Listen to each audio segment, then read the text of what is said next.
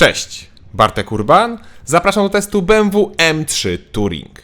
I jak widzicie, nie będzie to zwykły test, bowiem po pierwsze, mam rowery na dachu, po drugie, z tyłu widzicie napis, który podnosi ciśnienie każdego motomaniaka, no i za M3 jest jeszcze jedno auto. Ale po kolei. Tym razem test M3 Touring przeprowadziłem na Nürburgringu, czyli najbardziej znanym i najcudowniejszym torze na świecie. Podczas ostatniego testu M3 w kombi zrobiłem długie trasy, pojeździłem po mieście, polatałem nieco bokiem, ale brakowało mi jednego – jazdy torowej. A jako, że uwielbiam Nürburgring, to razem z ekipą Volkszone wpadliśmy na tor na dwa auta. Ja M3 Touring, a oni wybrali Porsche Taycan Sport Turismo, czyli też tak jakby kombi. Do czego nam były potrzebne rowery? Powiem nieco później. Teraz szybko zdejmujemy te rowery, następnie kupujemy wejściówkę za 35 euro i wpadamy na ring. Tego dnia Touristfahren, czyli jazdy turystyczne, trwały tylko 2,5 godziny, więc po pierwsze czasu było mało, ale z drugiej strony nie było aż tak dużego ruchu jak ostatnio, chociaż jak widać wciąż były kolejki, żeby pojeździć.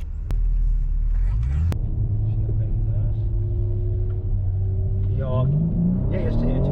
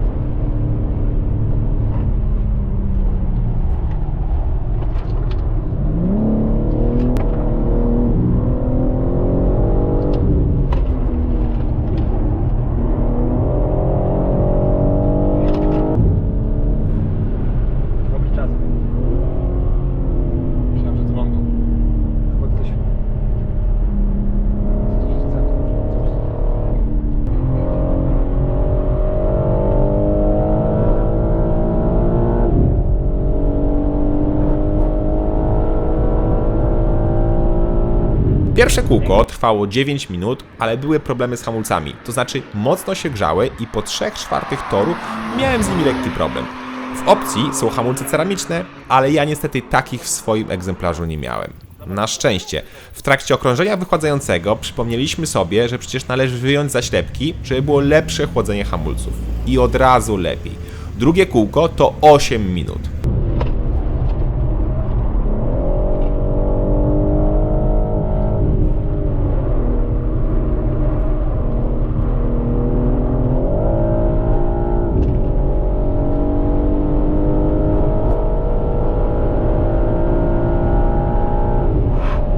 Potem udało się zrobić jeszcze jedno kółko, tym razem znowu z czasem 9 minut, ale był nieco większy ruch, no i były żółte flagi. Mimo wszystko bardzo dobre czasy, a auto petarda. Nie sądziłem, że będzie się tak dobrze prowadzić po torze i to mimo swojej ogromnej masy, bo przypominam, waga M3 w Turasie to 1940 kg, niemal 2 tony. Bardzo dużo, ale nie czuć aż tak bardzo tej masy. Auto jest nieco nadsterowne, czyli jak prawdziwe BMW wychodzi trochę tyłem, ale naprawdę delikatnie. Mamy napęd 4x4, który pięknie wyciąga przód, a jedyne co mi przeszkadzało, to ten tragiczny dźwięk podbijany z głośników. Dramat. Ale teraz z czystym sercem i sumieniem mogę powiedzieć, że jest to auto kompletne. Oczywiście ma swoje wady, ale ciężko o tak wielozadaniowe auto. Samochód jest piekielnie szybki i nawet w kombi robi setkę poniżej 4 sekund, a 100-200 poniżej 8 sekund. Jest naprawdę pakowny, bo ja miałem teraz 2 rowery na dachu, 1 rower w środku w bagażniku, 3 torby i 3 dorosłe osoby na pokładzie i wciąż było naprawdę wygodnie. Problem pojawił się z fotelem i to fotelem tylko kierowcy, bowiem po około 4 godzinach siedzenia na tyłku ścierpł mi tyłek. Myślałem, że tylko ja mam taki problem z zadkiem, ale to samo tyczyło się 2 innych kierowców, no bo jechaliśmy we 3 i się zmienialiśmy. No nic, trzeba się częściej zatrzymywać. Zresztą, spalanie i tak jest takie, że co te 3-4 godziny na drogach szybkiego ruchu trzeba się zatrzymywać, a przynajmniej z rowerami. Niemal całą trasę jechaliśmy z prędkością 120-130 km na godzinę i nasze średnie spalanie z takiej jazdy to około 11 litrów. Bez bagażnika dachowego spalanie było mniejsze około litr do 1,5. Dużo, no ale M3 w kombi ma 510 koni oraz napęd na 4 koła. No dobra, można wyłączyć napęd 4x4 i mieć tylko na tył.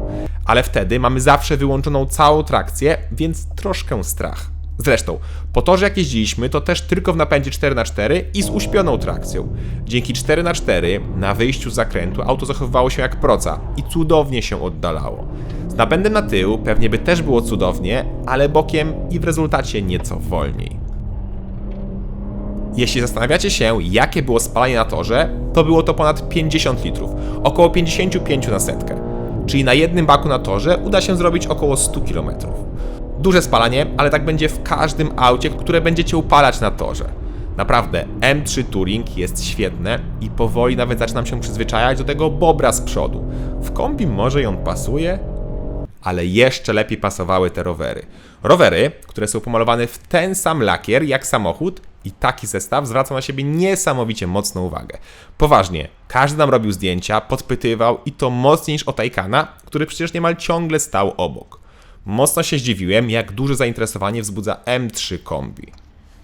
I teraz możemy na chwilę przejść do Taycana. Jechaliśmy niemal z tą samą drogę, z tym, że Taycan jechał 120 km na godzinę, a my raczej po te 130. I Taycan tak jechał z dwóch powodów. Po pierwsze, już przy 120 świszczały rowery, a im szybciej, tym było głośniej. To niestety wina tego cudownego szklanego dachu, który był cudowny, bo można go było tak świetnie zakrywać. Ale niestety to wpływało tylko na promienie słoneczne, bo hałas był wciąż duży. W M3 nawet przy 140-150 nie było słychać świstów. Oczywiście z takim bagażnikiem tak szybko nie wolno jeździć, dlatego całą drogę lecieliśmy te 120-130 km na godzinę.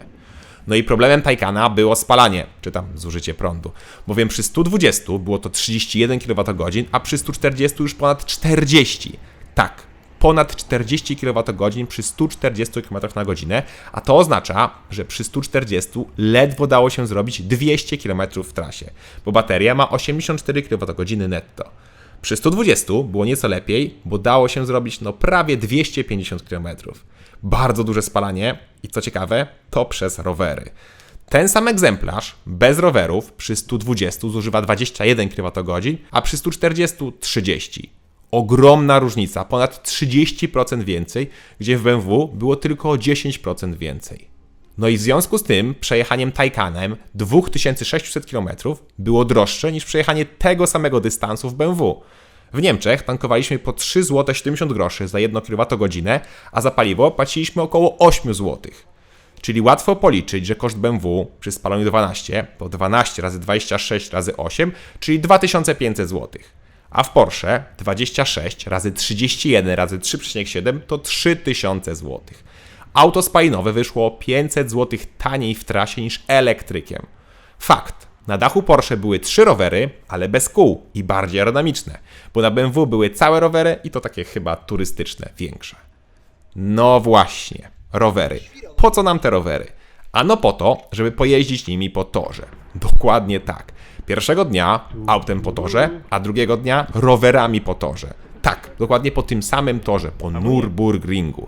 Impreza się nazywa Rad am Ring i byłem już na niej w 2019 roku. Później niestety przez pandemię kilka edycji zostało odwołanych i od zeszłego roku znowu jest. Mój cel na ten rok to zrobić całą pętlę, czyli 21 km bez zatrzymywania się. 5 lat temu nie dałem rady, podjazdy mnie wymęczyły i musiałem wprowadzać rower. Teraz to ma się zmienić. Oczywiście podszedłem do zadania bardzo profesjonalnie, czyli rowerów nie zdjąłem z bagażnika dachowego aż do dnia zawodów. Nie sprawdziłem nawet, czy działają. Pierwsze co zauważyliśmy, to nie było powietrza w kołach, ale na szczęście wystarczyło je tylko dopompować. Są dwie szkoły. Pierwsza szkoła to jest Pro. Zobacz, to są łańcuchy, smarowanie. A druga szkoła to jest taka, że rowery wyciągnęliśmy wczoraj. Raz się nich przejechaliśmy, stwierdziliśmy, że działają bardzo źle, więc na nich jedziemy. Elo. Zobaczcie na łańcuch w tych rowerach. Raz, że lata, a dwa, jest tak suchy, że nic nie brudzi. No i to jest fajne, jak będziemy wprowadzać rowery, przynajmniej się nie wybrudzimy. Nie to co oni tam. Gorzej, że potem się okazało, że są to dwa różne rowery, dwa różne rozmiary ram. Jeden to SK, a drugi to M. A zarówno ja, jak i kumpel potrzebowaliśmy rowerów L. No cóż, szybkie, profesjonalne rozwiązanie tematu? Papier, kamień, nożyce. Papier, kamień, nożyce. Papier, kamień, nożyce. A jeden małym. Dobra, przegrałem. Masz małego. I się okazało, że ja będę miał M, a ziomek S. Trzeci rower był ukryty w bagażniku, schowaliśmy go, bo nie pasował kolorami do M3. I po tych spektakularnych przygotowaniach przyszła pora startu. Duży chaos organizacyjny na starcie, ale udało się odszukać miejsce, gdzie się startuje i ruszamy. Nasza małpka autowizyjna. Powodzenia. Powodzenia. Lecimy. Widzimy się za 10 km na podejściu. Wszyscy. Dokładnie.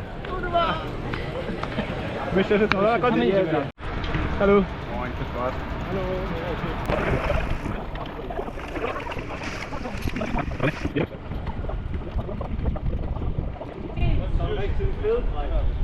Jedziemy. Żółwik. Gdzie Paweł? A, to trzeba do prawej jakoś, tak? I ogień, nie? Nie no. Zobaczymy. Jak się tutaj...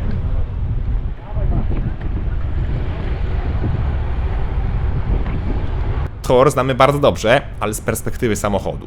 Rower to zupełnie inne odczucia i na przykład pierwsze 10-11 km to jest niemal non-stop z górki, co zresztą widać po filmie, gdzie mało widać, bo jestem aerodynamicznie ułożony. I to się sprawdziło, bo jechałem 87 km na godzinę. Kolega z zespołu jechał jeszcze szybciej, bo 93 km na godzinę. Szok, jak szybko na rowerze. Dobrze, że miałem kask.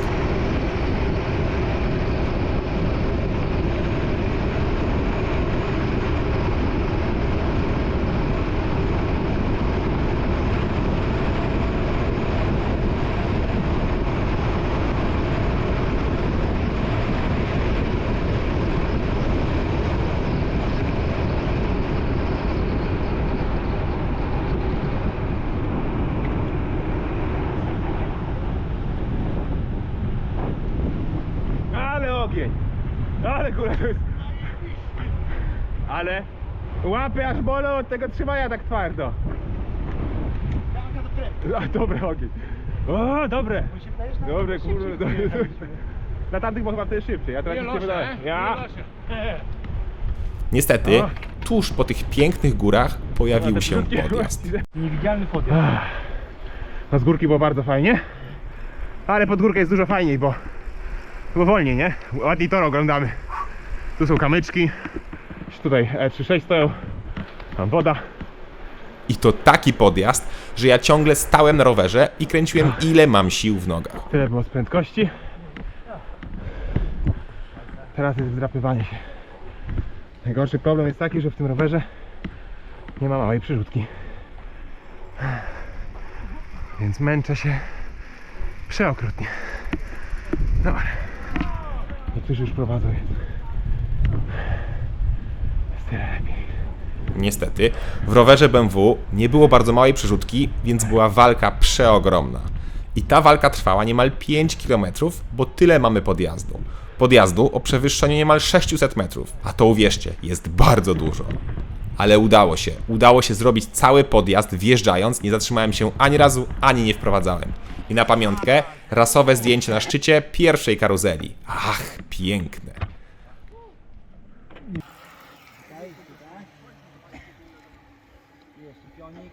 Potem jeszcze jeden ogromny podjazd, łyk wody i można lecieć dalej. Tak, nie miałem ze sobą bidonu z wodą, bo się okazało, że rowery nie mają koszyczków na bidony, ale mają za to stopkę. Warto było.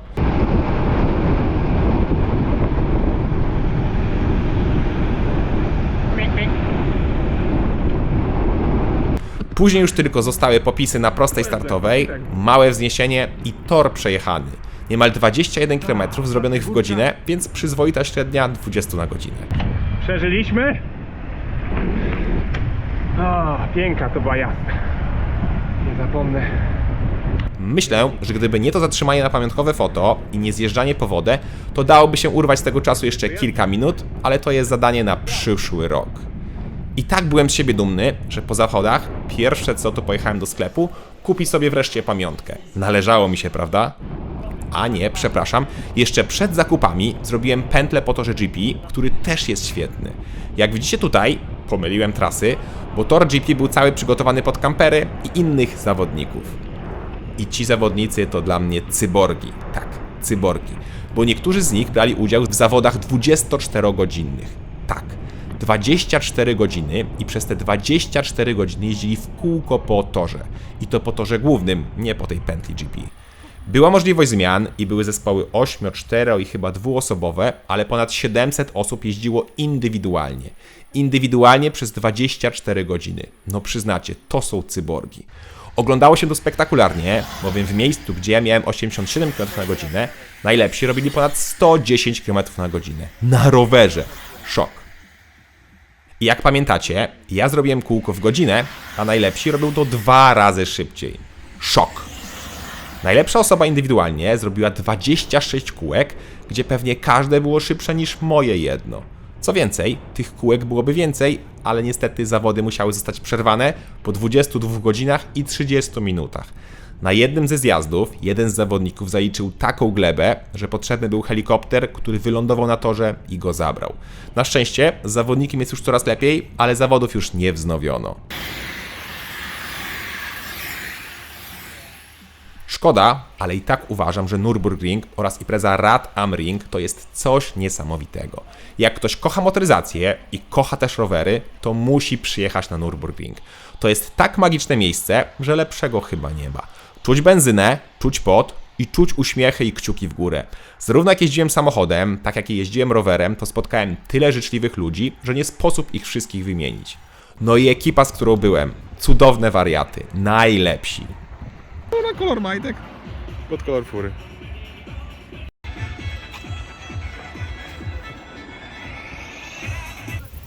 Zobacz, tam ma rower, zobacz. Ten rower ma 100 lat.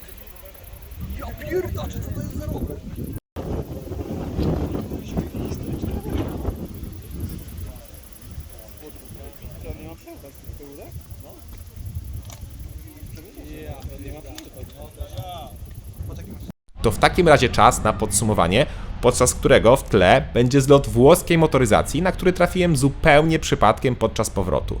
Jechaliśmy koło Frankfurtu, zobaczyliśmy, że jest Classic Stadt, czyli takie małe muzeum motoryzacji, więc postanowiliśmy tam wstąpić. Jednak to, co trafiliśmy na miejscu, przeszło nasze najśmielsze oczekiwania. Tak więc podsumowanie. Najpierw podsumowanie samochodu M3 Touring, który teraz potwierdził na 100%, że jest najbardziej uniwersalnym sportowym wozem na rynku, który nie ma konkurencji. Jest piekielnie szybki, jest pakowny, jest w miarę wygodny, ma napęd 4x4, który daje bezpieczeństwo, ale można z niego też zrobić tył napęd i daje szaleństwo. Co do wyglądu, no to jest kwestia gustu, ale już się powoli do niego przyzwyczaiłem. Wywali się jedynie syntezator dźwięków z kabiny i może lekko zmodyfikować wydech i byłby ideał. Niestety, takie ideały dużo kosztują i M3 Touring startuje od 497 tysięcy złotych, a mój egzemplarz kosztował 630 tysięcy złotych. Jest bardzo drogo. A jak jesteśmy przy cenach, to warto podsumować koszt wyjazdu na Nürburgring. Przypomnę tylko, że BMW spaliło mi 12 litrów na 100 km plus 3/4 baku jednego spaliłem tylko na torze. Stąd też jak ktoś będzie jechał czymś bardziej ekonomicznym, to ta cena będzie adekwatnie niższa. Tak więc za paliwo wyszło mi 2500 zł, za 2 noclegi ze śniadaniami zapłaciłem 75 euro do osoby, za dodatkowe jedzenie zapłaciłem około 60 euro, wjazd na tor zapłaciłem 35 euro, udział w rowerowej jeździe po torze zapłaciłem 20 euro i tutaj dodam, że mogłem zrobić ile kółek chciałem, ale miałem na to limit 3 godzin. Cenę paliwa trzeba podzielić na 3 osoby, bo tak jak mówiłem było nas 3, więc wyszło po 834 zł na łebka, a euro policzę po 4 zł i 50 groszy, co daje nam 855 zł. Czyli 834 plus 855 daje nam 1689 zł. Ja do tego jeszcze doliczę swoją bluzę, nagrodę za 60 euro, no ale przyznacie, należało mi się. Łącznie więc wydałem 2000 zł, co jest wysoką kwotą jak na 3 dni, ale uwierzcie mi, nie żałuję ani złotówki, ani złotówki. Atmosfera, ludzie, samochody, przygoda, M3 Touring, no coś pięknego. Za rok też chcę jechać. Cześć! Na bezpieczny weekend. Cheers. Ale fajne fryzury.